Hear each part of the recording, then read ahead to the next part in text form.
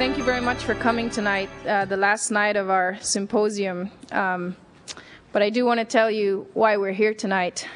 So this year's Borah Symposium is all about giving those who speak for peace a stage to make their voices heard.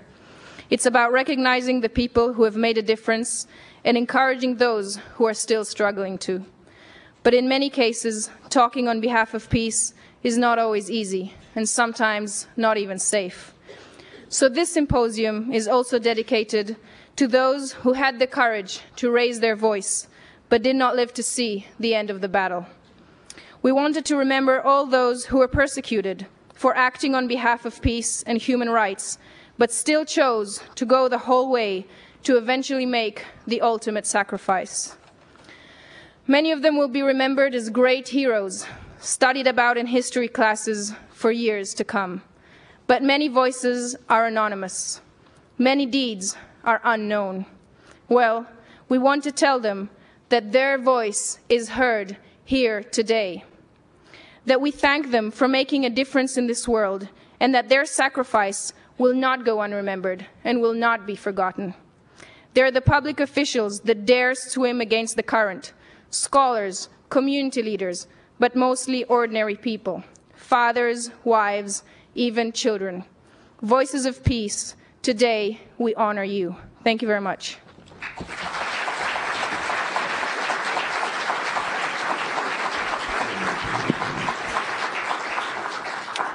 Good evening. My name is John Haskell. I'm the director of the Law Library, and I'm a member of the Borah Foundation Committee. And on behalf of the committee, I'd like to welcome you all to the final program of this year's 2005 Borah Symposium titled Voices of Peace. Tonight's presentation is being underwritten by the College of Law, Sherman J. Bellwood Lecture Endowment. And so some of the costs of this evening's program are being picked up by the law school. For the past few nights, the focus of the Borah Symposium has been on organizations, intergovernmental organizations and non-governmental organizations, and their quest to make the world a better place to live. Tonight, the focus is going to be on individuals and grassroots organizations. And we're very fortunate to have with us this evening Jody Williams. Jody Williams was the founding coordinator of the ICBL, the International Campaign to Ban Landmines. And as a result of her activity, there was an international treaty banning anti-personnel landmines that's in effect right now. And in response to her efforts, she was awarded the Nobel Peace Prize. And we're very fortunate to have her here with us this evening. We're also fortunate to have with us Professor Monica Schertman from the College of Law. Professor Schertman is the supervising attorney for the immigration law and the tribal law clinics at the College of Law. But in an earlier period in her career, she was counsel to the Arms Project of the Human Rights Watch starting in 1993. And in that capacity, developed legal arguments for the international ban on the use, manufacture, transfer, and export of anti-personnel landmines. And one of the functions that she performed was to draft provisions that wound up in the anti-personnel landmine treaty that Jody Williams was involved with. It's very fitting that we have someone like Professor Schertman, who not only has worked with Jody Williams, but knows very much what sort of efforts were needed to make this happen, to come over here now and introduce Jody Williams to you. Thank you very much.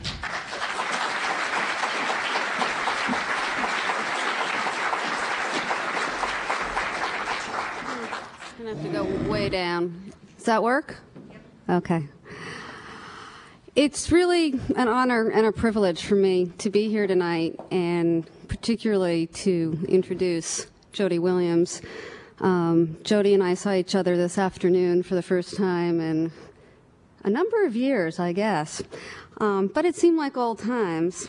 As Professor Haskell mentioned, In 1997, Jody, along with the International Campaign to Ban Landmines, or the ICBL, won the Nobel Peace Prize for her extraordinary work in organizing a successful international movement to create a treaty that includes a complete prohibition on the use, transfer, manufacture, and stockpiling of anti-personnel landmines.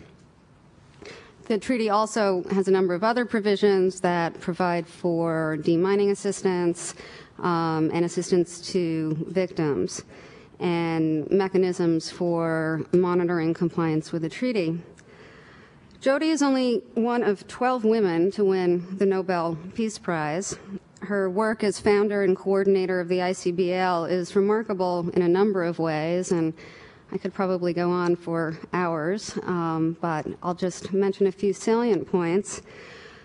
One unusual aspect was that the focus of the landmines effort, the focus of the ICBL under Jody's leadership, moved outside of the traditional United Nations forum where most of these kinds of treaties are negotiated. And that's something that I'm sure she'll talk about because it really was fairly revolutionary and still is.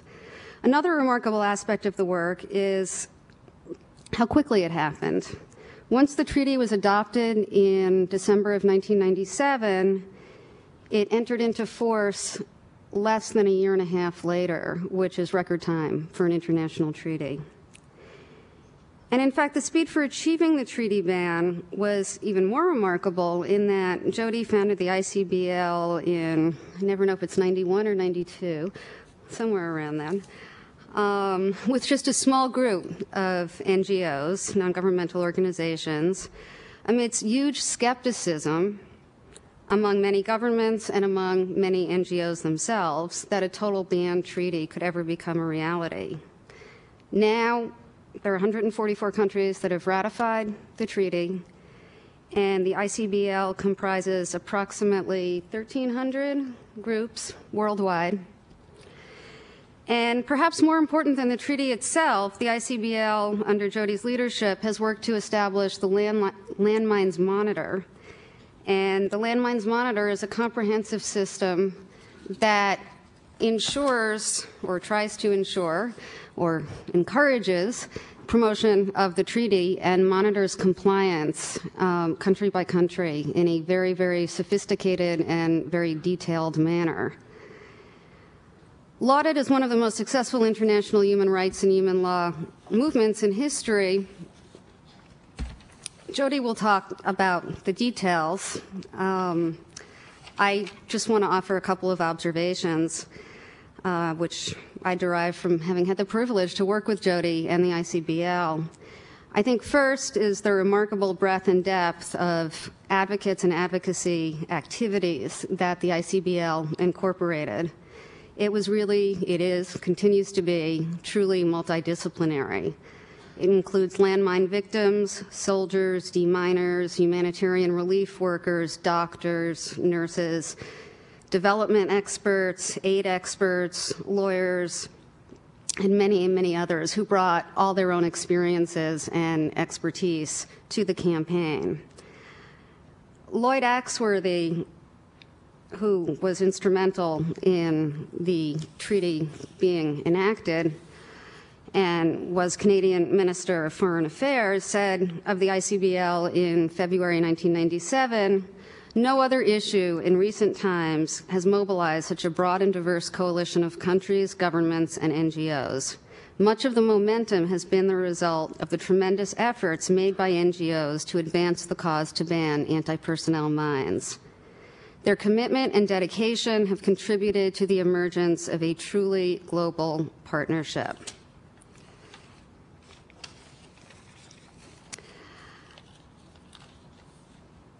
One of the other remarkable aspects, I think, about the campaign and what Jody did was she brought together all of these diverse people from many, many different backgrounds, from many, many different countries, and really served as the glue that held everything together, coordinator and the glue. And when she was awarded the Peace Prize in October of 1997, the Nobel Committee noted her ability to, and I quote, express and mediate a range of popular commitment in an unprecedented way. Creativity, decisive action, diplomacy, and the ability to collaborate, persistence, and the courage to take risks, I think all mark Jody's work with the ICBL and can serve as a model and an inspiration for all of us. One of the most profitable risks that Jody and the ICBL took occurred just when it looked as though the ban treaty was dead in the water. There was an attempt to negotiate a total ban treaty again through the United Nations in 1996. It went nowhere. And what Jody and the ICBL did was, as Jody put it in her Nobel acceptance speech, we decided we were going to go on anyway and pull together countries that were interested in a total ban treaty. And we called a meeting and invited them, and they came. And that was the beginning of the Ottawa process. And she'll talk much more about that process because it truly is a remarkable one. I'll just end with two personal recollections of Jody that I shared with her earlier. One, 11 years ago, when I was working at Human Rights Watch, and she was up working from her home in Vermont, and we were talking by phone fairly often, strategizing, and I had twin 9-month-old sons at the time, and we would try to schedule our meetings during their nap times, which of course never worked.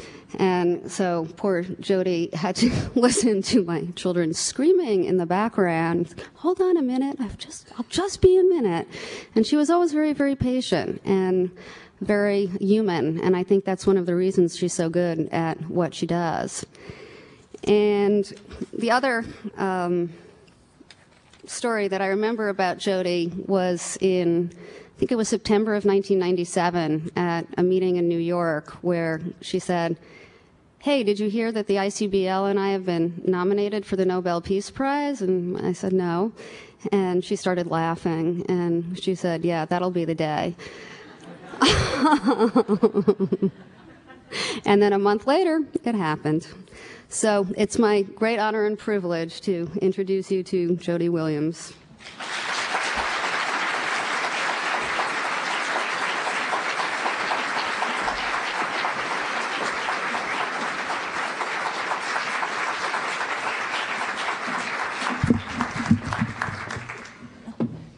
I would have danced across the stage, but it's not seemly enough.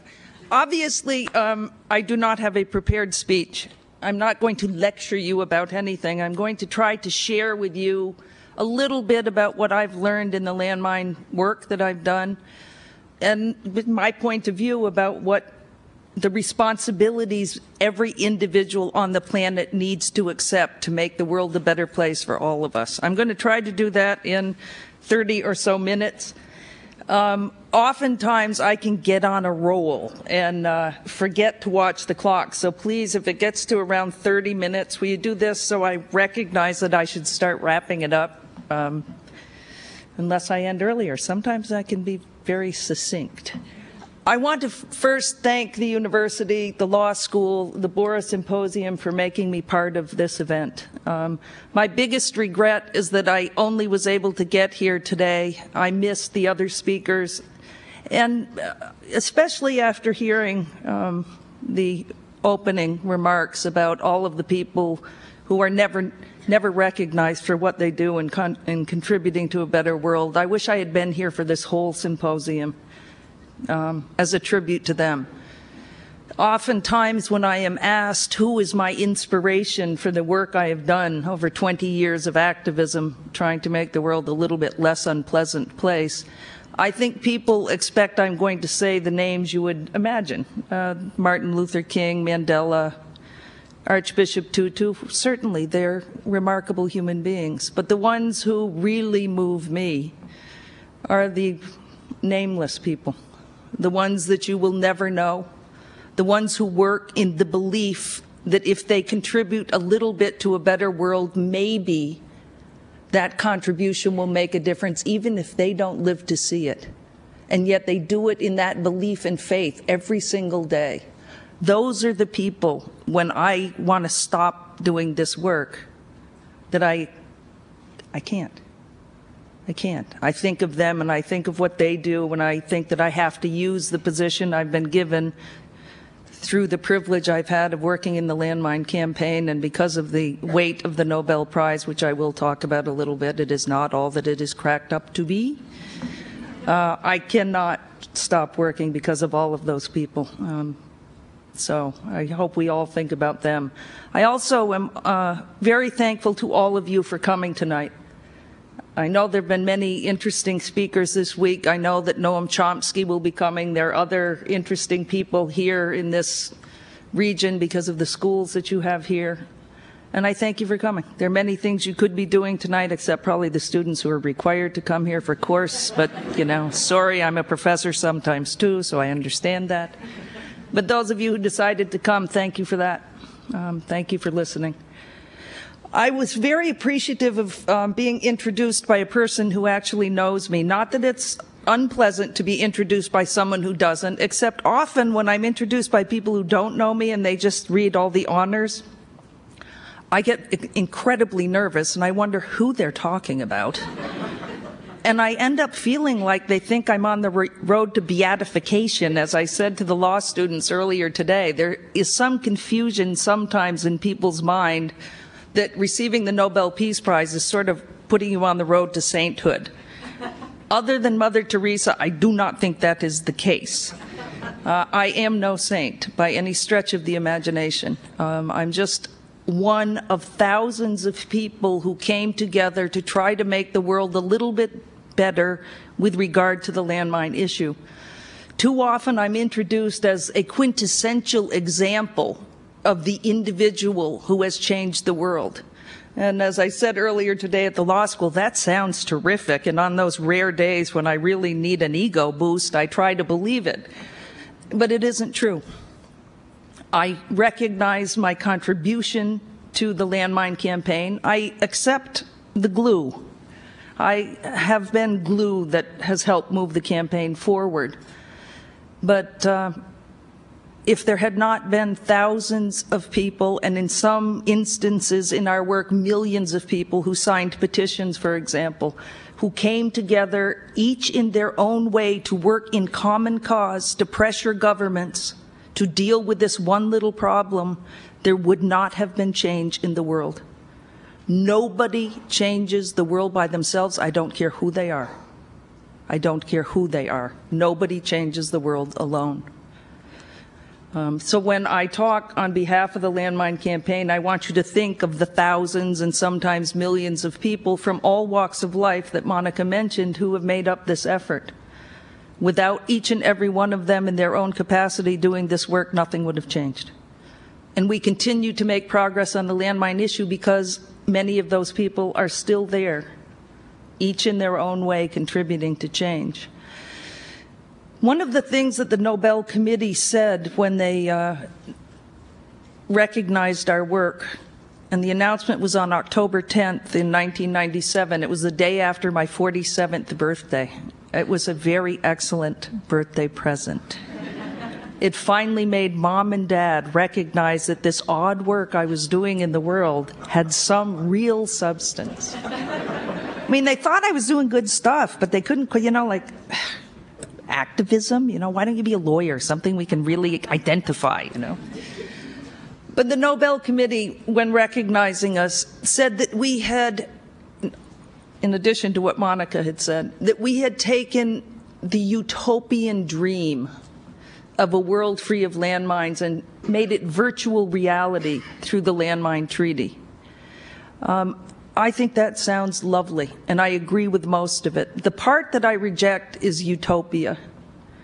And I talk about this a fair amount when I speak because I have a real hard time with utopian dream and peace as a utopian dream.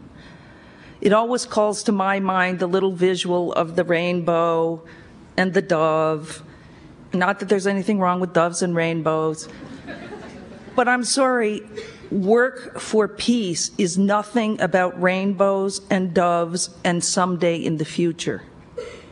Work for peace, at least in my experience through the landmine campaign, which is one tiny contribution, is nothing mystical, nothing magical, nothing utopian. It is merely hard work every single day to achieve the goals that we set out to achieve in the landmine campaign. And those goals were an international treaty to ban completely a conventional weapon used by every single fighting force in the world for the last 100 years, to stop completely the use, the production, the trade, and the stockpiling of that weapon, one of our goals. Another goal was to make sure that governments committed resources to clean up their mess. The landmines did not get in the ground magically. They were put in the ground by military.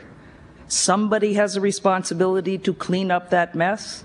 The other responsibility was to heal the victims. Not just taking the mines out of the ground, but dealing with the tens of thousands of landmine survivors whose lives have been decimated by those weapons. It was actually November of 1991, and I'll talk just a little bit about how we did elements of the landmine campaign. Obviously, one could talk for a long time. I've been doing landmines since November of 1991, and I'm still talking about it. Sometimes I am thrilled by that. Sometimes it is very disturbing to have to talk about them again. But when I talk about the landmine campaign, I want you to think about it as an expression of civil society's desire for change, civil society learning how to work together for change, civil society learning how to find a partnership with governments, not always easy, to achieve those goals. It's a model that can be used to achieve anything we want in the world, if we believe that it's possible. It was November of 1991. I was asked to come to an office in Washington, D.C. It was the office of the Vietnam Veterans of America Foundation. Strange group to call you in to talk about the landmine campaign. And it was also an organization out of Germany that did medical relief. I knew both of them from the decade of work I had done in Central America during the 1980s, trying to mitigate the impact of war there. There were wars throughout the Central America region in the 80s. The United States government was instrumental in fueling those wars. I worked to try to lessen the impact and stop U.S. involvement. I wish I could say that we had been successful. We weren't. Peace did not come to Central America because of our brilliant strategizing. It came because the Cold War ended and they no longer needed to fight communism in Central America. At that point, I didn't quite know what I was going to do in the world. I was still doing Central America, and Bobby Mueller, who was the president of VVAF, asked if I'd come in on a Sunday afternoon and just chat, because I knew him and I knew the gentleman from Germany. And they actually had a plot to propose to me the possibility of a landmine campaign. And so Mueller said, Jody, you know, we just started a clinic in Cambodia. Cambodia, one of the most mine-afflicted countries in the world. There are 80 countries in the world that have a landmine problem today. Cambodia, Afghanistan, the former Yugoslavia, many countries in the Middle East, much of sub-Saharan Africa, countries in Central America are afflicted. Mueller said, we just went back to Indochina. Bobby was a Marine lieutenant, shot in the spine, paralyzed from here down, spent more of his life in a wheelchair than he did walking. He went back with a delegation of Vietnam vets years after to see, you know, what he had wrought, what had his contribution been in this region of the world, trying to also figure out the impact on himself many years later. And what he found was explosive devices years and years and years after the end of the war still blowing people up. He couldn't believe it. So he started a clinic in Cambodia training amputees to make, not he personally, but his organization, training them to make prosthetic limbs to try to help some of the survivors. But he got back to Washington and he said, you know, that's not the answer. it's not enough to just keep giving them limbs. If we don't go to the root cause of the problem, if we don't get rid of the weapon, we're going to be doing this forever and ever and ever and ever. It's not okay. And, you know, I said, but Mueller, landmines, you know, landmines, why not nukes? Why not chemical weapons? Why not, you know, other weapons of war? Everything is ugly. And he said, you know something, that's certainly the case. He said, and when I was a Marine lieutenant, I didn't even think about the difference between landmines and guns. You know, to me, landmines were a little more horrible because they mutilated you. You know, as a young 19-year-old Marine, I didn't want to be mutilated. If I got wounded, I wanted a clean shot. I wanted to be shot cleanly by a bullet, a clean kill. I didn't want to be maimed. He said, but other than that, I didn't really think about landmines as different. They were just another ugly weapon that got the job done. He said, it wasn't until I went back. He said, it wasn't until this trip. It wasn't until I saw that years and years and years after the end of the war, that weapon is still in the ground taking lives and limbs. When I was a soldier and I came home, the gun came home with me. The landmine never leaves. It sits there forever. It has been called the perfect soldier, the eternal soldier. You put it in the ground, you never have to feed it. You never have to give it a new uniform. You never have to tell it again that it should wound or kill somebody. It just sits there waiting. And when peace comes to a country, the landmines continue to kill and maim. So countries that have tens of thousands or hundreds of thousands or millions of landmines in the ground, are they really countries at peace? Obviously not. Once I understood that distinction, to me it was a no-brainer. Obviously, there was a difference between anti-personnel landmines and other conventional weapons of war. So I thought it would be a good exercise, that if we could begin a political movement, it was a political movement with a political end to get rid of a weapon. It was also a humanitarian movement. We wanted to aid those afflicted by weapons of war. We were marrying humanitarian law and disarmament law. It was new. That was revolutionary.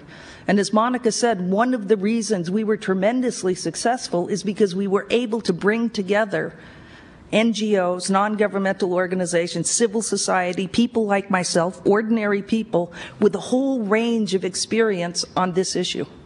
We had organizations like Human Rights Watch with lawyers like Monica who could actually investigate the law, talk to us about what we would need to do to convince governments of an easy treaty to ban the weapon. Monica was one of the key people in writing our NGO version of the Mine Ban Treaty, and much of what she wrote is the existing law today.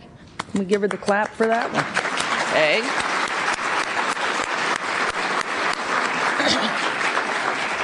We also had in our campaign people who take the mines out of the ground, non-governmental organizations that are working in many of those afflicted countries around the world on their hands and knees every day, literally on their hands and knees, prodding the ground, digging the mines up to make those countries safe. We have organizations that deal with the landmine survivors, trying to help them learn their own voice in public global diplomacy, so that we don't speak on their behalf, they can articulate for themselves their own needs. We were able to bring them all together.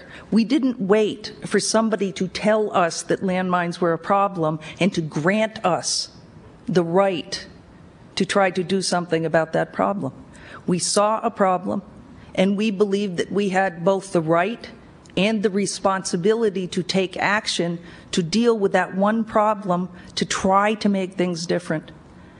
I can assure you when we started the campaign, and I can really assure you because it was VVAF in Washington and the German group, which allowed us to call ourselves the International Campaign, which sounds most formidable, but it was 2 little weak NGOs with a staff of 1, me. That was it. We obviously did not believe at that point in time that within 5 or 6 years we would capture the public conscience, that we would convince governments to come together in open partnership with NGOs. We were open partners, discussion, dialogue, working together to craft the language of the treaty. and change the world on this one little thing. We never thought that. I thought at that time, if we can bring enough people together to at least begin to educate people that this is a problem, to begin to make people understand the difference between landmines and other weapons, to maybe get the military to begin to recognize that they have a responsibility to deal with all of the aspects of what they do in battle. It's not enough to just carry out your battle. You have to think about what you leave behind. If we can do any one of those things, or several of them, if we can affect the lives of people in countries around the world we may never see, may never meet, may never know, but we can make their lives a little bit better and educate our own people about the laws of war, re-educate the military that they actually have limits to what they can do to get the job done. Not trying to disempower them, trying to empower them through law to do the right thing, to be an example. Imagine if we can do any one of those little things. Isn't that enough? We certainly did not believe that within 5-6 years we'd have an international treaty. That a month after the treaty was negotiated, we would receive the recognition of the Nobel Peace Prize. That 2 months after that, 122 nations would come together in Ottawa, Canada in December of 1997. 122 nations signed that treaty in 2 days. That within less than a year and a half, that treaty would have enough countries that had ratified it, that had accepted it as their own law, to make it binding international law. And that today we would have 144 nations in the world who are part of that treaty, and another 8 who have signed and are in the process of ratifying it. Through that example, I really do believe we have given people hope around the world that change is possible. Even in this world of terror, change is possible. I believe that we can even address the issues of terrorism in the world if we speak out too. If we don't abdicate our right and responsibility as citizens to be part of the solution to the problems that affect all of us. One of the groups that has emerged after the success of the landmine movement is the Network for Human Security. And it is a group of about 13 nations who were instrumental in moving the landmine treaty forward, who believe that we need to rethink, even in this world of terror and terrorism and war, we need to rethink what makes us all more secure. We need to have the daring to question what is real security in the world. Are we more secure if we just have bigger and bigger and more sophisticated weapons? And we being the West, have the smallest percentage of the population of the world and yet consume the overwhelming proportion of its resources, have the biggest weapons at the cost of the overwhelming majority of the world? Or do we all become more secure if the most minimal needs of people are met? And I found it interesting when you start to talk about this, people get a little nervous and they think, oh my God, is that socialism? Is that communism? I'm not quite sure how thinking that if we meet the basic needs of everybody, that's communism. If you make sure that the 1 to 2 billion people in today's world who do not have clean drinking water, don't have clean drinking water, if those people just have clean water, is that communism? If you make sure that they actually have housing, that they can send their children to grade school, that there's a health clinic near them so that they can have their basic health taken care of, so their children don't die of diarrhea by the time they're 2 or 3, so that they can grow up and maybe have a dignified job that allows them to provide for their own children. If you give people that, you give them a stake in their own future. If people have something to live for, they're not so interested in tying a bomb on themselves and blowing you up because they have nothing to live for. People are willing to die when they have nothing to live for, not because they have a great life ahead of them. These were some of the things to emerge out of the landmine campaign. I think for many people, those are scary concepts. It's much easier to not know about the other. It's much easier to believe that somehow the other really is different from us. And therefore, whatever we do to make ourselves safer is okay because there's something really wrong about them.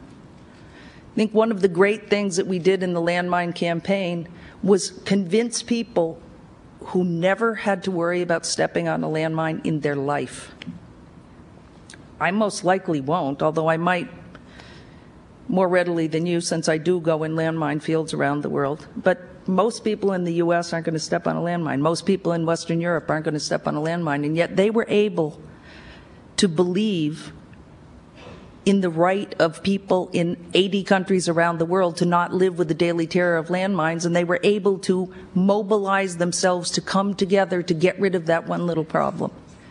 I think sometimes, especially in today's world, where so much is uncertain and so much really is frightening, I find it frightening, and we're bombarded with trauma after trauma after trauma, I think that it's really hard to believe that there's any possible way to make a contribution to the world.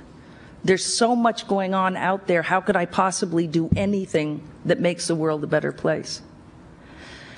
But if we thought that when we took up the issue of landmines, we would never have come together, created the landmine movement, resulting in the landmine ban treaty and the dramatic change that we see in the world today. When we first started this movement, millions of landmines were traded every single day, just like any other commodity in today's world. There has been no trade in landmines in the last 7 years. There might be a small black market, but there's been no trade. When we first started, 54 nations in the world produced landmines, at least 30 or 40 of those exported. A dozen today produce landmines. 30 million mines have been destroyed from stockpiles and will never be in the ground taking lives or limbs. 144 nations are part of the treaty. I think $1.8 billion has been spent to get the mines out of the ground. All of that is one small contribution to making the world a better place. A while back, it was in November of 1998, I was at a conference of Nobel laureates in Virginia. We were at the University of Virginia. It was a 3-day conference. There were about 8 or 9 of us there.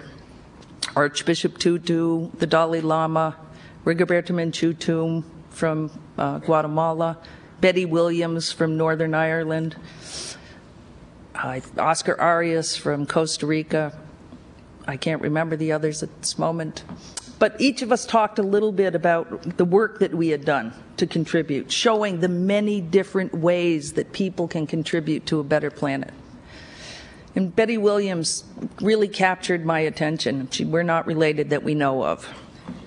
Although we might be. She keeps saying that I'm her younger sister who got lost in America. But and Betty almost makes me look mellow. She's a very tough cookie. And she was talking to the audience, and she said, you know, there's one thing that really irritates me in today's world. She said, you know, I listen to a lot of people who talk about, oh, they don't like the environmental problems, or, you know, racism really irritates them, or, you know, gender disparity really bothers them, or, you know, they don't like what their government's doing. She said, and then I can appreciate that because many of those things irritate me too. But then I asked them, well, okay, what are you doing? What are you doing about it? And she said, and you know, like 90% of the time, the answer is nothing. 90% of the time. And she said, you know, I really think that those people somehow, just by their complaining, think that they're somehow more self-righteous than people who don't even think about it, that they're somehow a little bit better than the guys down in the pub who are drinking beers and watching soccer and don't think about it at all. At least they're sensitive enough to think about the issue. But she said, that's not good enough for me. It's really not good enough for me. Emotion without action is absolutely, positively irrelevant. And if you aren't going to take some little action to make the world different on the issue you care about, then don't talk to me about it. I don't have time for your whining. I liked that. I've stolen that, as you can see, and I blame it on Betty Williams, but I totally subscribe to the view. Emotion without action is irrelevant. And I know sometimes when I say things like that, people probably look at me and they think, oh, yeah, she got the Nobel Prize. It's easy for her to say that. Or, seriously, right? I mean, I must have done something right. I was probably privileged and probably came from a background that, just made the road to Nobeldom really easy. It's easy for her to talk. She gets to do all this fun stuff, She doesn't have to have a real job. I want to just point out a little bit about my own background to disabuse you of the notion of privilege leading to Nobeldom, or many other names we've been called. I was born in a town of 1,200 people in the teeny state of Vermont in 1950. I'm 54, so you don't have to worry about adding and subtracting. I'm now 54. I was born at a time in my state where we had more cows than people, and we were proud of it. And as I think back on that time, I like cows even better. Come on, cows don't do Rwanda. Cows don't commit genocide in Darfur. Cows don't keep people in, occupied territories in Palestine. Cows don't invade countries based on lies. So I have a real good fondness for cows these days.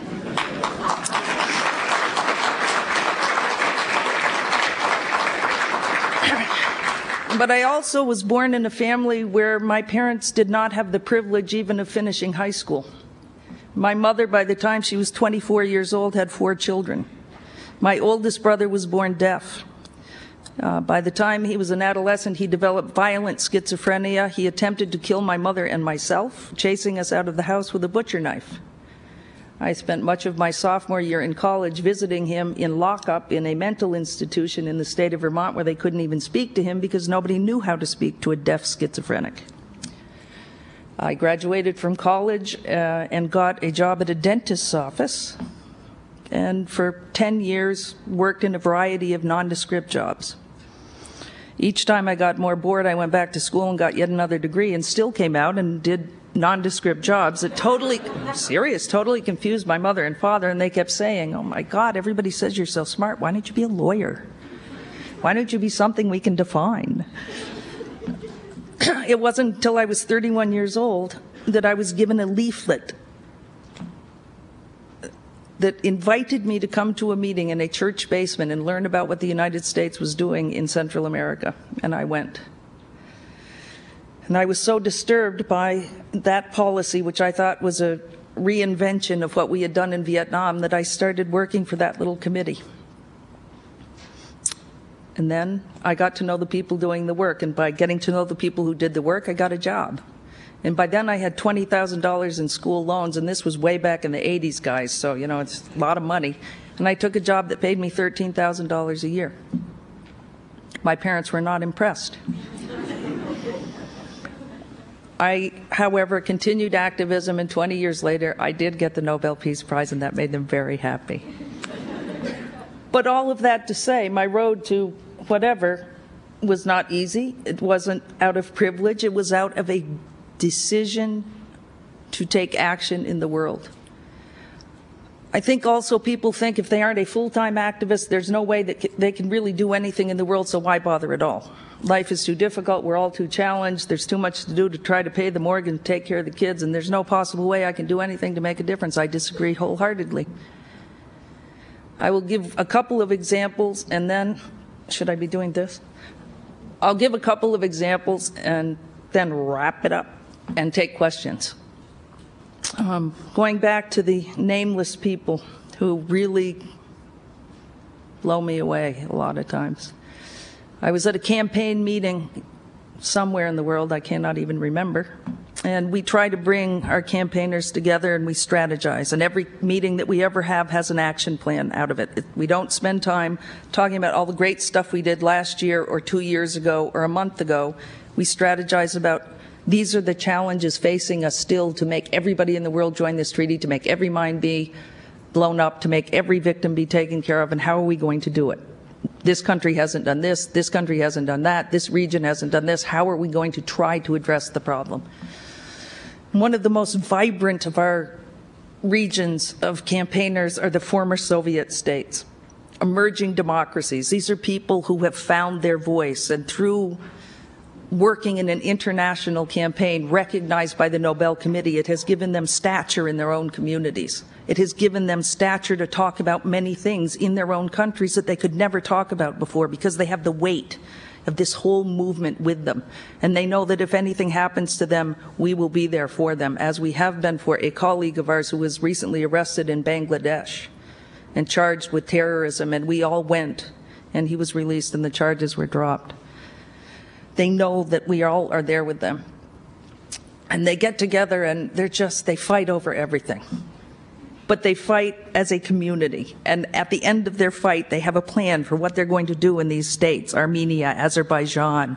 How are they going to try to move it regionally, because they believe that they will have more success if they can get all the countries to move together. And one of the guys from Abkhazia, he was talking to the group and to the campaign overall, and we have no money, and they have even less. And he was saying, you know, I want to do a couple things, and I need a budget of $100. And, you know, can we raise it? And so those campaigners from the former Soviet states are talking about how they need to make sure that their colleague has the money, and of course will contribute the money. And there's this one woman, I've nicknamed her Gemma the Beehive, because I don't know how old she is. She could be 50, she could be 60, she could be 70, she could be 80. She is one of those ageless. And when I first met her, she had a beehive like out of the 1950s that, seriously, it was the most magnificent.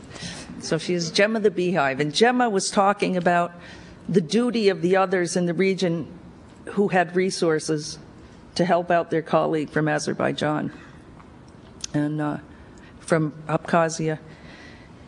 And she was going to help. And later I said to her, gee, Gemma, you know, I know they don't have any money. I said, gee, Gemma, you know, that's great, you want to help them, you know, how is it that you have the capacity? And she said, you know, I'm a professor in Armenia, and I have a job. And because I'm a professor, that gives me the resources and the privilege to be able to work on this landmine campaign, and I should be able to find ways to help him. I said, oh, that's fantastic, and of course we'll help in the ICBL. And just for my own information, because I'm a little ignorant, what do professors make where you teach? And she said what amounted to the equivalent of $100 US a month.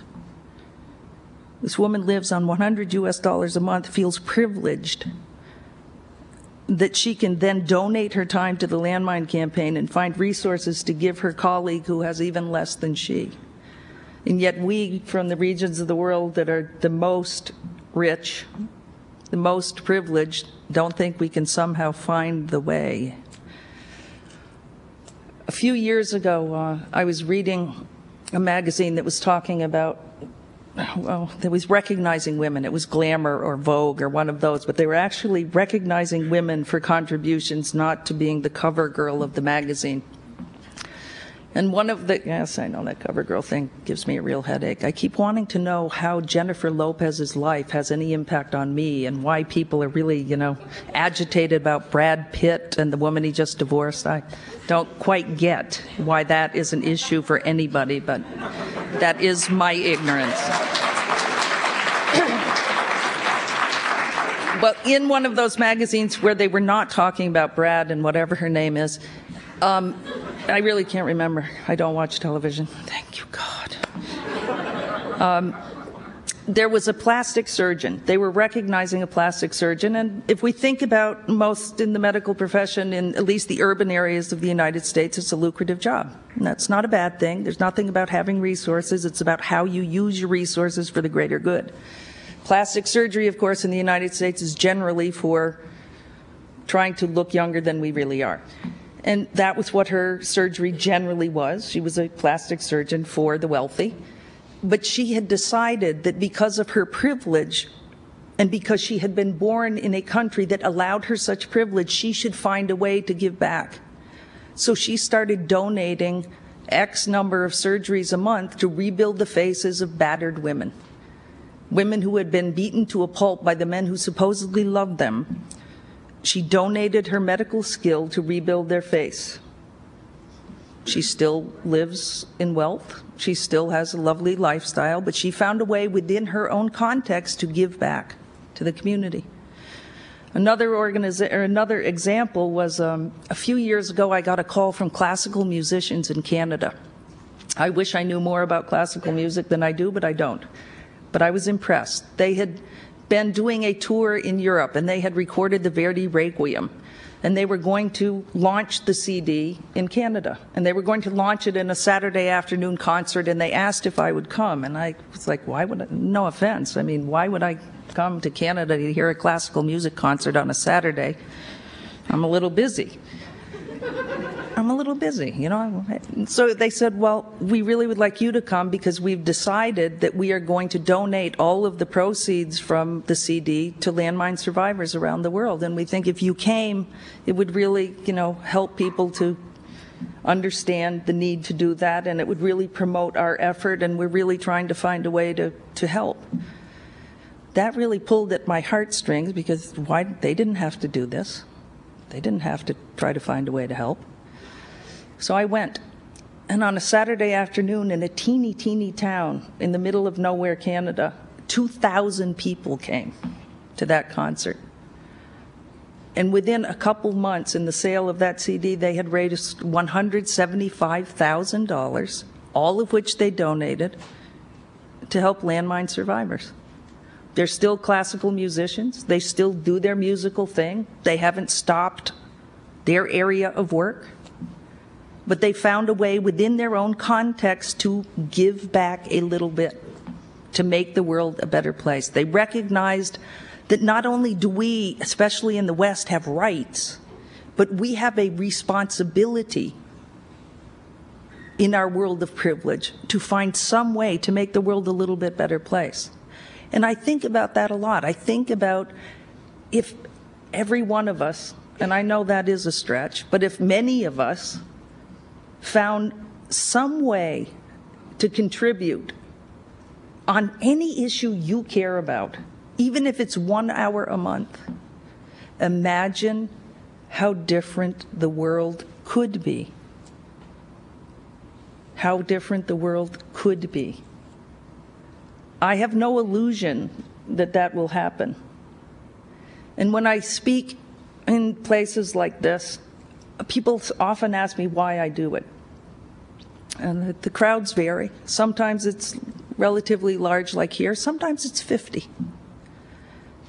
And I travel constantly. I've traveled for 20 years. Sometimes I'm on the road for 5 weeks in a row. And I get home and I'm home 2 weeks and I think I've been home too long, and then I go out for 3 more weeks. 20 years of this. And then people say, why do you do this on top of that? Because if what I say reaches 1 or 2 or 3 every time I speak, and reaches them in a way that actually changes how they think about their capability of making a difference in the world, helps them see not only their rights, but their responsibilities, and actually affects them so that someday they go out and make change in the world. If every time I speak that happens, imagine the ripple effect. It was that one leaflet that I got at a metro stop in Washington, D.C. I went to a meeting in a basement of a church. There were 12 people at that meeting. I listened to one man from El Salvador talk about what was happening in his country and the people who were being tortured by the death squads. And I said, not in my name, and I started passing out leaflets. And then I never stopped, and 20 years later, I'm still passing out leaflets in my own way. But it was one man speaking to me in one basement of one church that changed my life, and I have affected the lives of many around the world. If every time I speak, I just get one of you, and you go out and be better than me, do more than I do, that's an awesome contribution to the world that I may never know about, but I don't care. That's all I ask for. So if I just get one of you, someday let me know. Thank you very much.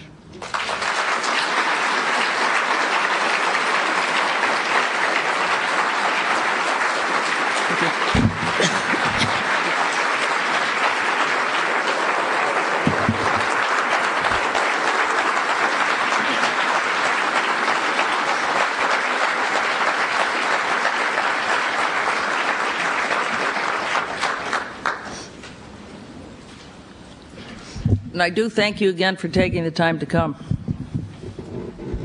Ms. Williams is willing to take some questions from the audience. There are microphones in each of the aisles off to the side, and if you want to just step up to one of them, we'll start the question and answer part of the program. I should mention, too, that the reading that was given at the beginning of the program today was by Maran Rosenthal, who is one of the student members of the Borah Symposium Committee, and she composed that reading. And I'd like to commend her on her efforts in doing that.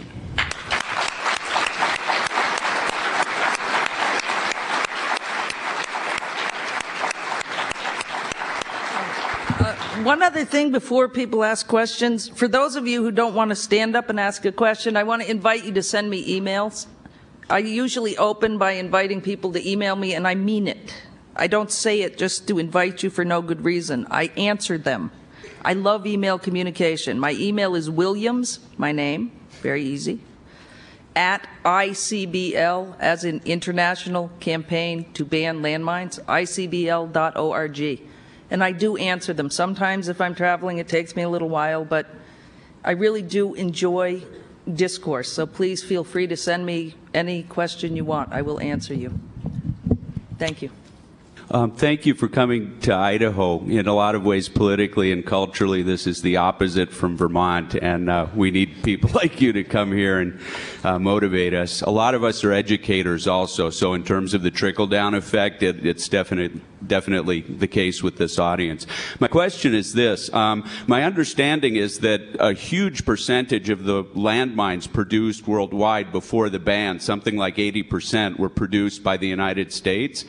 And I'm just wondering, my guess is probably that other technologies that are used to harm people are also produced in disproportionate amounts in the United States. What's next after landmines? What should we be thinking about, specifically with regards to technologies that are designed to hurt people and that do hurt people?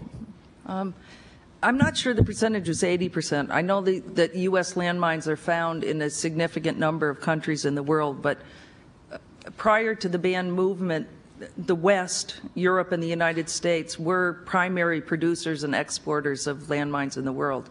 Today, of course, that isn't the case. Currently, there are about a dozen countries that continue to produce. The U.S., unfortunately, is one. It is not. No, it has actually resumed production. The United States, China, Russia, India, Pakistan, countries in the Middle East, Vietnam are the ones that are still producing. Other conventional weapons that have been dealt with since the success of the landmine movement have been all explosive remnants of war. I mean, obviously the landmine is just one weapon that remains around causing chaos after the end of the war. All unexploded remnants of war do that, including cluster bombs. Cluster bombs can act like a landmine. They're not a landmine. They're designed, they come in a big artillery shell or can be fired out of a plane as well. It opens up and it drops hundreds of bomblets. And the little bombs fall either on machinery or people, and when they hit, they blow up. One of the many problems with them is that there's a significant dud rate, meaning if they hit you and don't blow up, they're primed and they become like a super landmine because they're much more deadly than a regular landmine.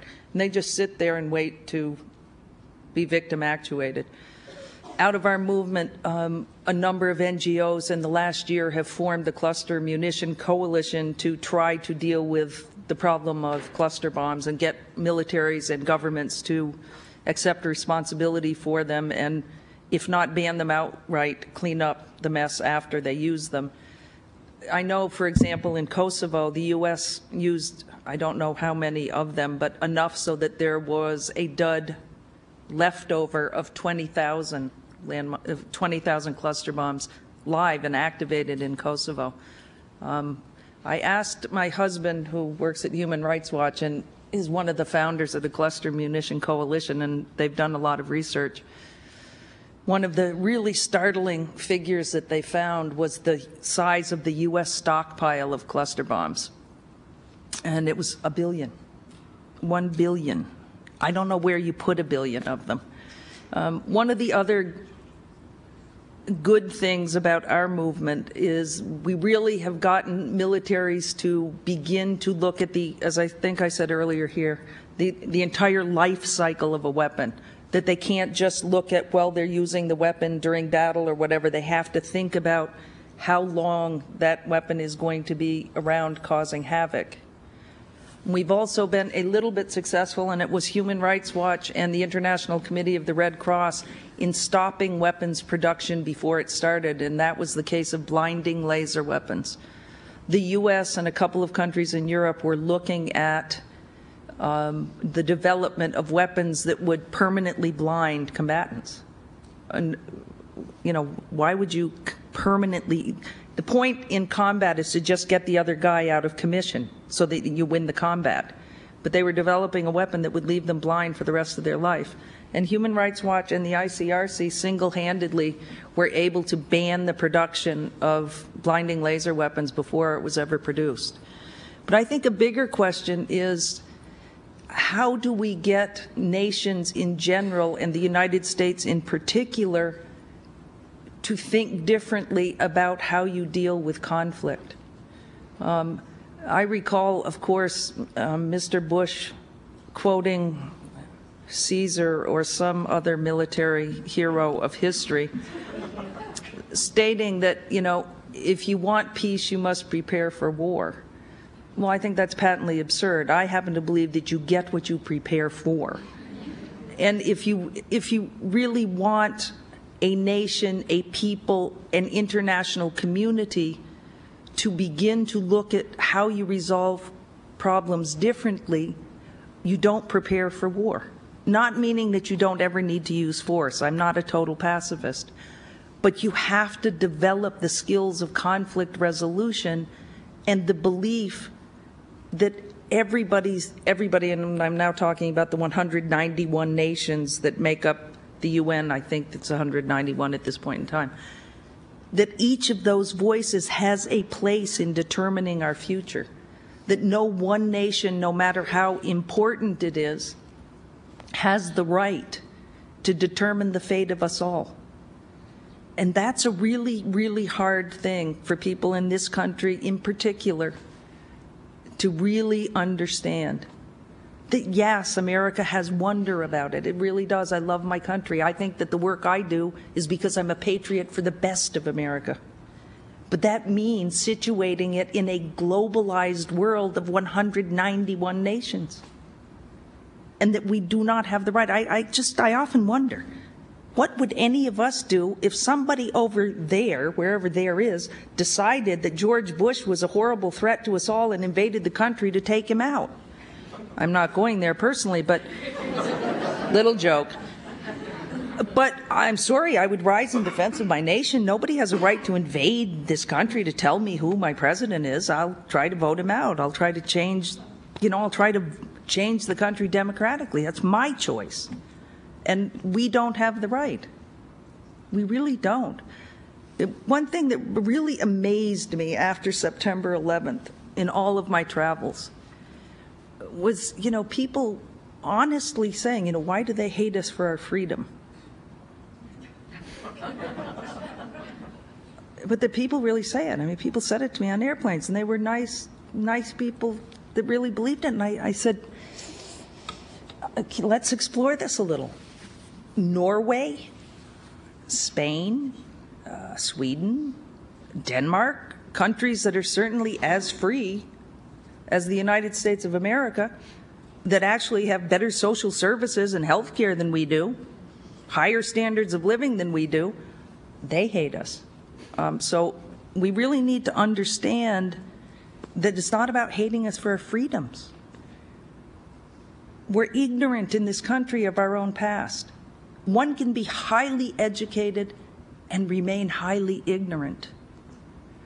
If there are people and countries and ethnicities and religious suasions in the world who have conflict with this country, it is because of policies carried out around the world in our name that bring them harm. That's what caused people to dislike you, not just because you're free. I don't care if you're free. If you're free and you don't bother me, I don't care. But if you're free because you took my stuff, if you're free because you made me live with a dictator, well, I'm going to be a little agitated about your freedom. That's what they're agitated about. We really need some serious education in this country about the why. We don't need to just blindly accept that the government knows best for us. We are the government. We should be the government. By the people, for the people, that isn't radical. That's America.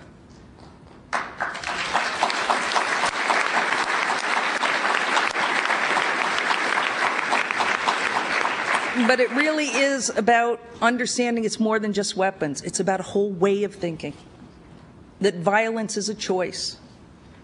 You know, this country was built on violent choices, whether it was the choice of violently getting rid of the people who were actually here when Columbus arrived.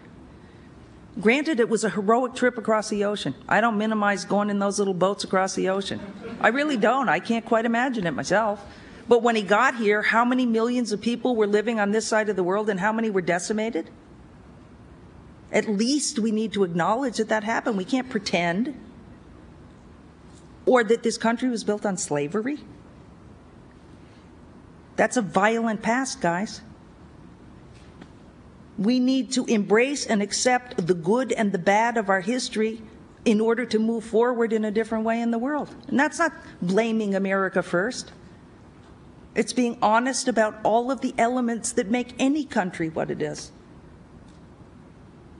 It's about hearing all the voices of our history, not just the voices of the victors, not just the glorious parts that are fun to think about. It's nice to think about all the great things we do. Who likes to think about the bad side of self? Nobody. I don't like to ponder my neurotic side, but I sure have it. And I do better for myself and for change if I think about the neurotic side and the bad side. We need to do that in this country, especially because we are the hyperpower. And because every single thing this country does, good and bad, affects every single person on the planet. That's a huge responsibility that we need to understand and accept better. Thank you. Thanks for the question, for letting me spin out. My name is Bob Brander. I'm staff at UI. I'm curious about what significant or wealthy Western nations, if you will, have not signed the treaty. Just the United States. In the Western Hemisphere, which is North and South America, every single country in North and South America has signed the Mine Ban Treaty except the United States and Cuba. All of Western Europe has signed the treaty except Finland.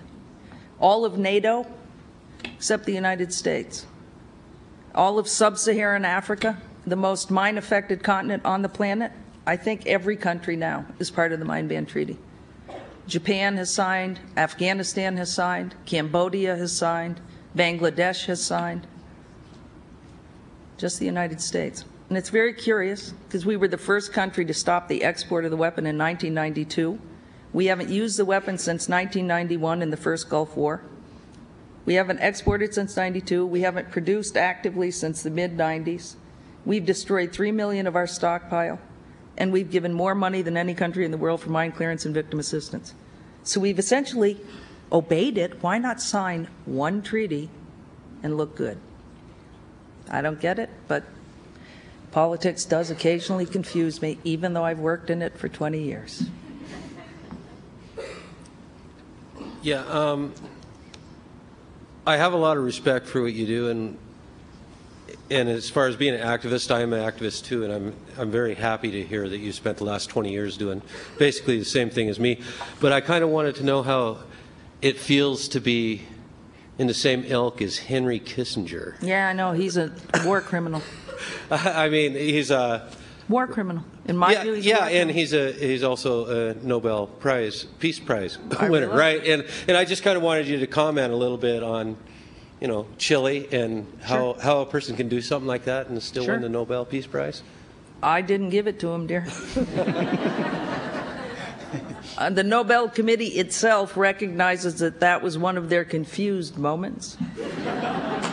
Well, when you get the Nobel Prize, you go over to Norway and you hang out with them for a few days.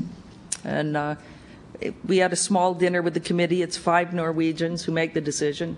They have a tenure of 7 years, I think. I can't quite remember. It changes over time. Right now, there are 3 women and 2 men, which gives us girls a better chance for more women.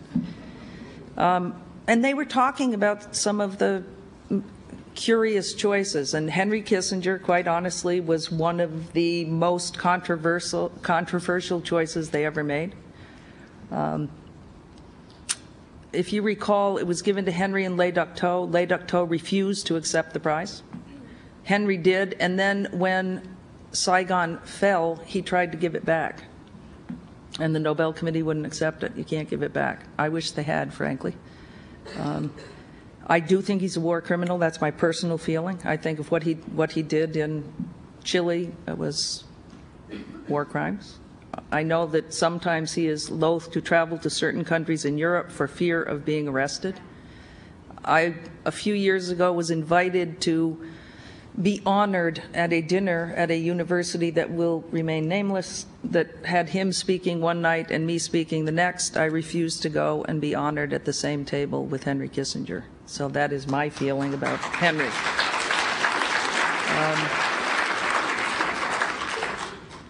I think they've made curious choices, for sure. If I were a member of the committee, I would not have picked him. If they gave it to someone like him today, I might throw my Nobel at their door the way, you know, some of the Vietnam vets threw their medals at the White House. We'll see. We'll see how their record goes in the future. The other one that they did say, by the way, where they'd made a huge error was by never giving it to Gandhi. And that's an obvious and a no-brainer, but they never gave it to him. And that was obviously a bigger error than giving it to Henry. Thanks again for sharing your just how human you are with us. I appreciate that. And the fact that you didn't come from a life of privilege, you weren't a Rockefeller, you weren't a Kennedy, you were an American. Yep. And that all Americans live in a country of privilege.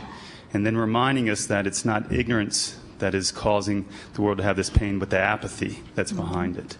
My challenge that I want you to help us with is you challenged us to go into, to do something to change the world. When you were beginning, what were the first steps that you were taking in this project? And for all the people in here that might have an idea that they want to bring off the ground, what advice would you give them to do that? You mean, how did I actually start the landmine campaign, or what was the first How did you actually start that landmine campaign? Okay. The 2 guys asked if I would take up the effort of trying to create a movement. And I said to them, quite honestly, I will do a 3-month contract with you, and I will go out and I will talk to other organizations to see if there is any likelihood of support for a movement. Because I had, by that point, I had worked on Central America from February of 1981. I was still working on it when I started the landmine campaign. My last trip to El Salvador was May of 1992. And I was burned out, quite honestly, totally burned out at that point. Working in Central America during those wars was horrible. If you did work with the poor, you were labeled as a communist, and if you recall, Central America was one of the places where Reagan and Al Haig drew the line against communism. So it was very, very difficult. I was chased home by the death squads one night in El Salvador. I only escaped because I really drove better than they did. I did. I outran them to my hotel. So I was very burned out, and I was not prepared to try to become involved in creating an effort that nobody cared about, to be honest. And it was really a no-brainer. It was, okay, landmines. Let's start with, is there anybody out there who's done any work on landmines at all? The first was Human Rights Watch and Physicians for Human Rights in the United States. Human Rights Watch had begun in the mid-'80s working to document the impact of landmines on civilians to try to begin to lay the groundwork for the legal case that they were an illegal and indiscriminate weapon that should be gotten rid of.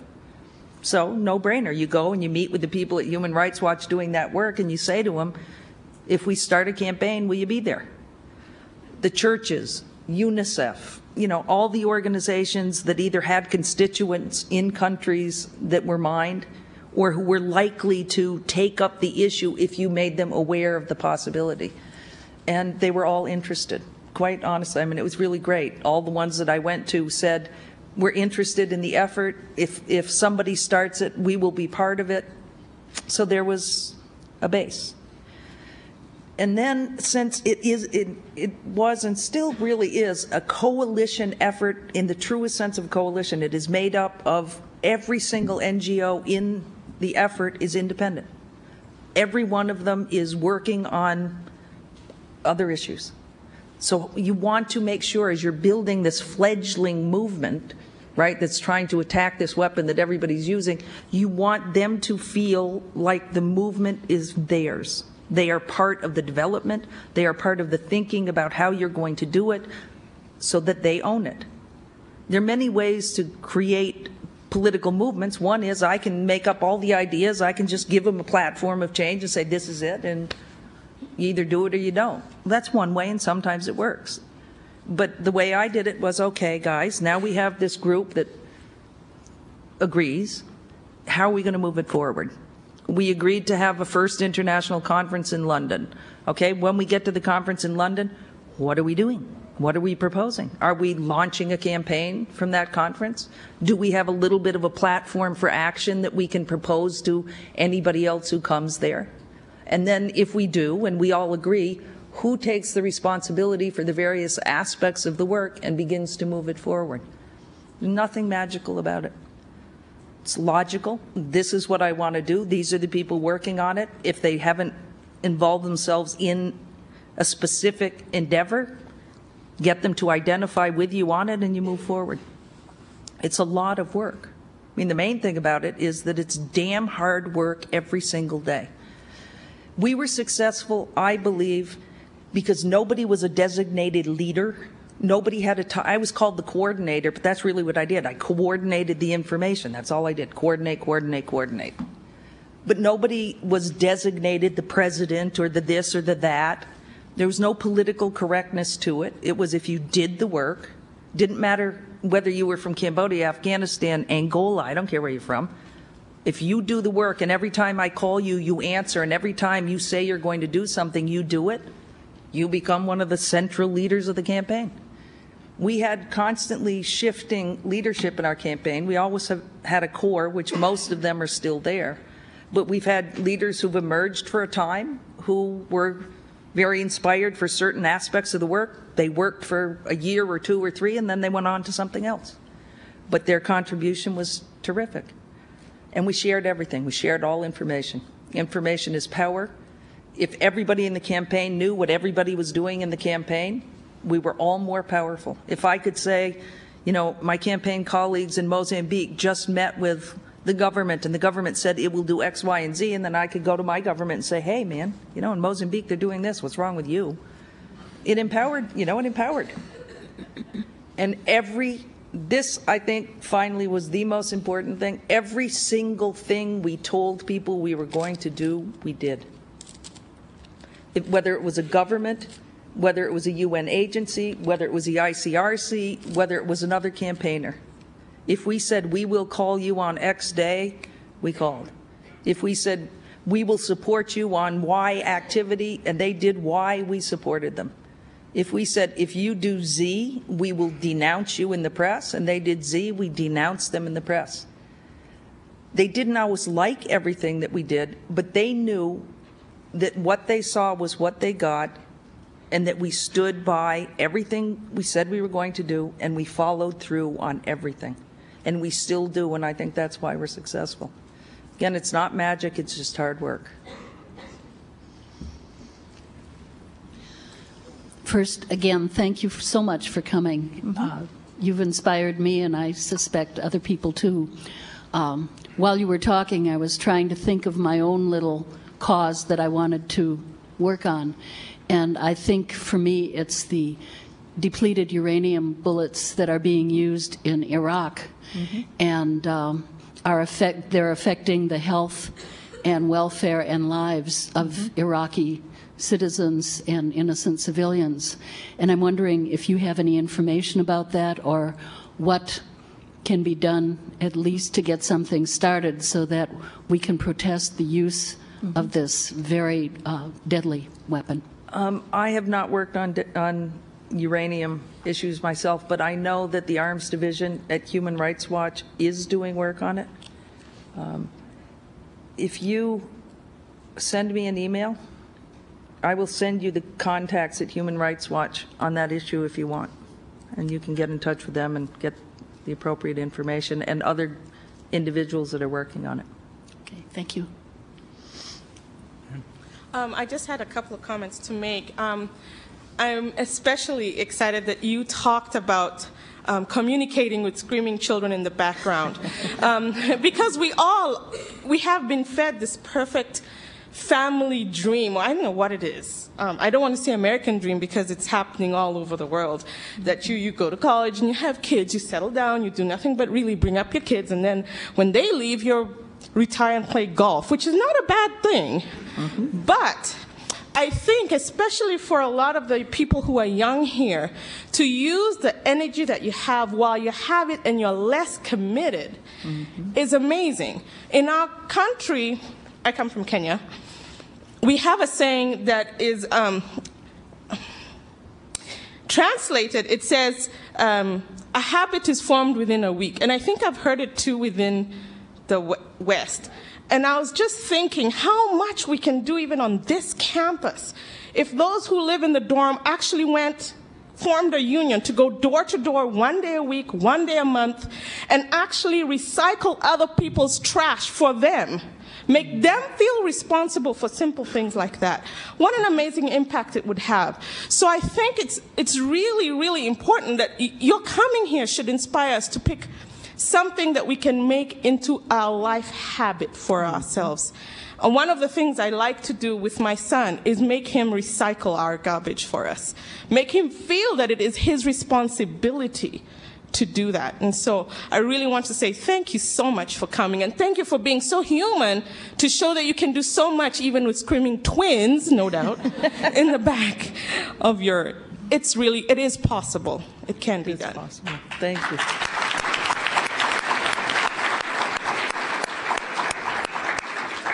I'm a student here at the U of I, and I wanted to again thank you for coming to our campus. And I was wondering, besides the thousands of peacemakers and nameless people in the world, is there any other source of strength that you draw your inspiration from? Personally? I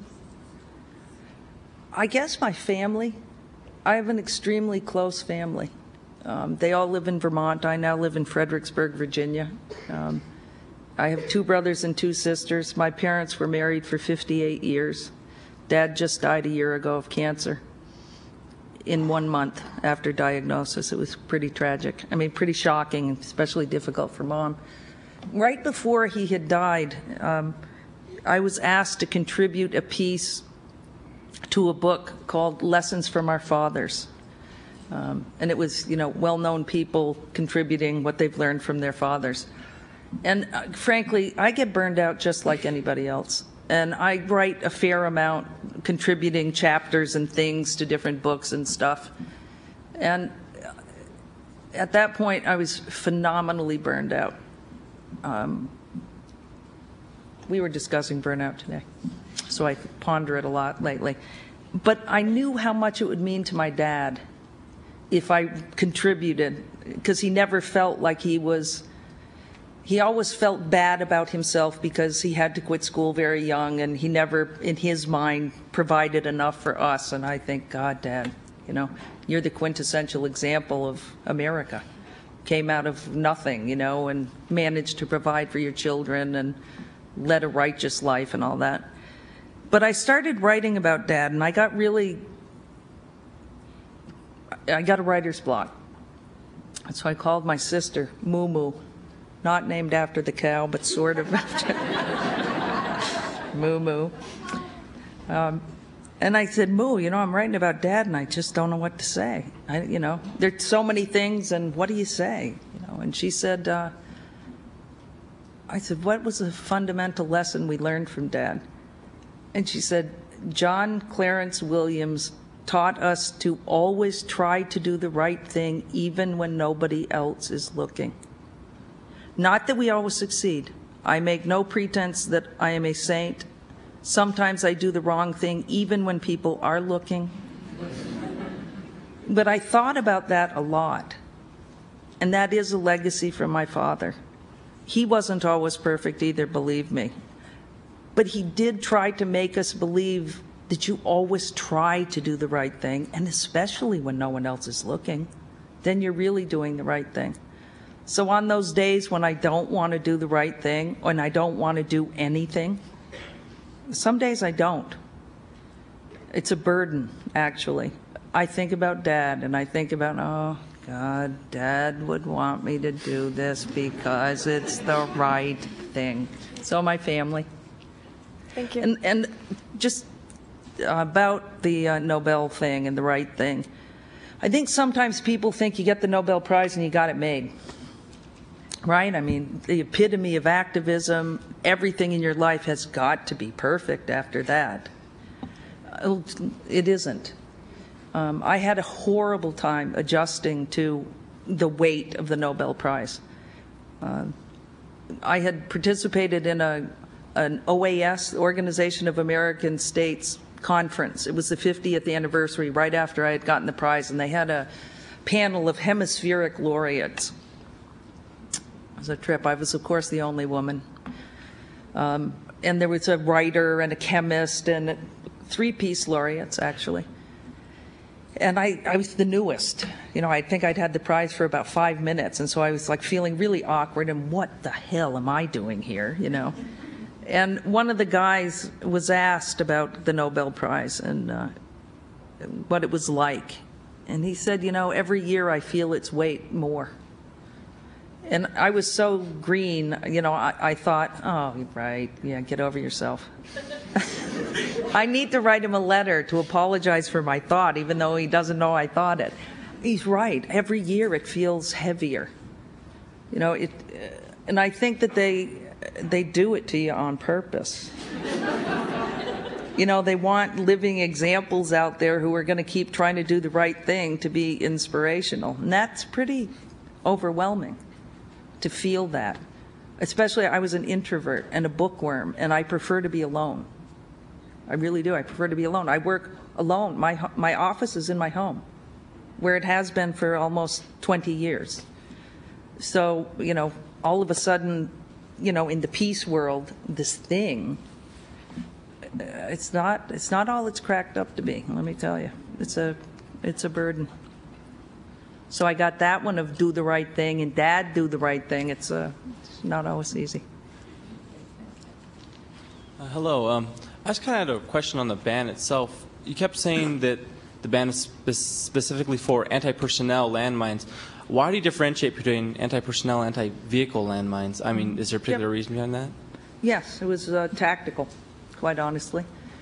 In looking at the research done on the two, obviously anti-vehicle mines and anti-personnel mines are both indiscriminate. They can't tell the difference between a military vehicle or a combatant or a civilian vehicle or a civilian. But statistically speaking, it was anti-personnel landmines that caused the most horrific humanitarian impact in the world. Probably because anti-tank mines are way much more expensive and they're not used in the great numbers as anti-personnel landmines, and they try to retrieve them when they're done with them too so they can use them somewhere else because they're too expensive. We knew that we would not be able, there would be no possibility of succeeding if we tried to get both weapons. And we knew that we would have a huge impact on human life if we were able to ban anti-personnel landmines. So it was tactical, quite honestly. Thank you. Wish we could have done them all. 2 more questions? Yes, thank you, Madame Williams. My name is Mika Mulumba. I'm from Uganda, environmental science major. I'd like to ask you a question. What role did the late Princess Diana play in the ban of landmines? Yeah. When we started the campaign, we made a conscious decision not to involve celebrities in our work. We had discussions about this in '92 when the organizations that eventually had the conference I mentioned and launched the campaign. It was Human Rights Watch, Physicians for Human Rights, VVAF, 3 groups in Europe, Mines Advisory Group, which clears mines, and the Handicap International from France that does prosthetic devices, and Medico International. We actually had discussions because some of the work I had done out of Los Angeles on Central America, I had come in contact with some of the LA people who were celebrities and cared about those kinds of issues. But we made a decision that since we were dealing with disarmament, since we were dealing with weapons, we did not want to give the military any grounds for calling it a trivial limousine liberal movement. All of the people who were initially involved were practitioners, either Human Rights Watch documenting, or the deminers taking them out of the ground, or the people putting the limbs on the victims, and we spoke with great authority by virtue of our experience. By the time Lady Di came to the landmine issue, it was 1997, and we were already negotiating the mine ban treaty. It was already in progress. We were on the road to the final negotiation in September of that year. She was invited by the British Red Cross. She was the titular head of the Red Cross, as royalty often are in Europe. And they invited her to go to Angola and see the mine issue because the Red Cross movement and the ICRC have been very fundamentally important in the campaign. And she decided to go. She decided to use her celebrity to highlight an issue, and by doing so, she obviously made it an issue that every man, if you will, in the world became aware of, that there was a landmine problem. She took one more trip to Bosnia in the summer of that year, and then she died. In terms of global public awareness, phenomenal contribution. In terms of the political work that resulted in the mine ban treaty, none. But everybody has a role to play, in my view. I have great admiration for those celebrities who decide to use their celebrity to highlight issues that people are working on. The Pope who just died, for example, was a great supporter of the landmine campaign. I think that was terrific. There are many musicians in today's world who are supporters of the landmine campaign, including Paul McCartney. Emmylou Harris, like others I can't remember the names of. I think that's terrific. I think every individual has a right to find a way to contribute, whether they're a celebrity or not. I have great esteem for Bono and all he has done for, trying to alleviate poverty and debt. But one issue I've always had is not confusing a celebrity who lends their name to the daily people out there slugging it out to make change happen, and not diminishing that really hard work by hyper-glamorizing celebrity. Then I want people to really be clear about that distinction.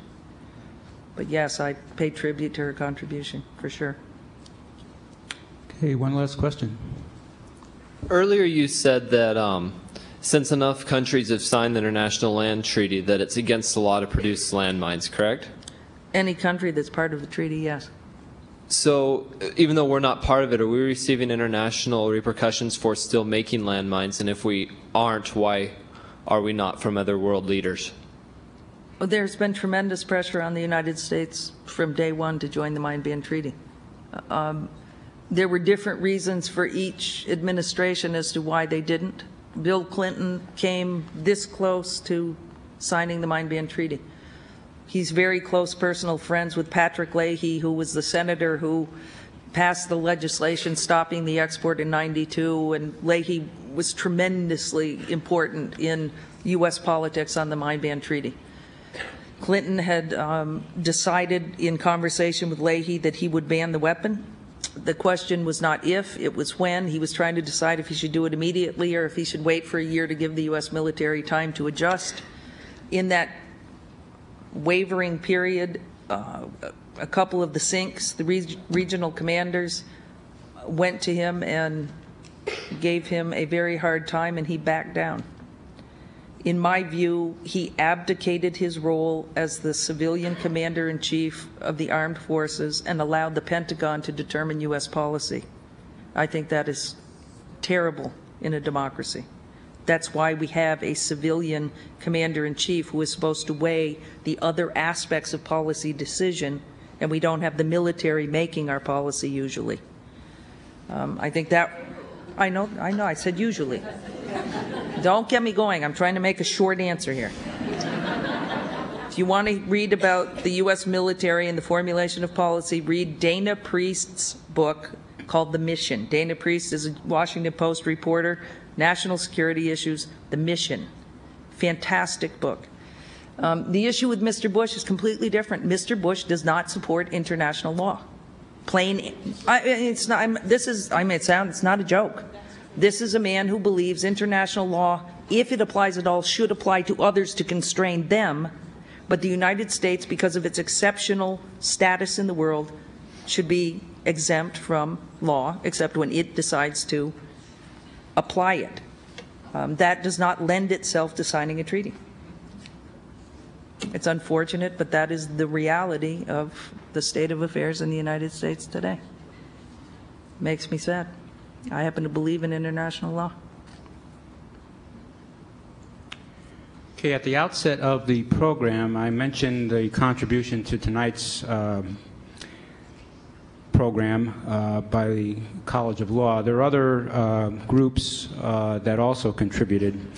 But in hindsight, and sitting here or standing here for about an hour and a half, I don't think there is a cost to this program tonight. I think this program was priceless. Oh, yes. And I thank Jody Williams for joining us this evening.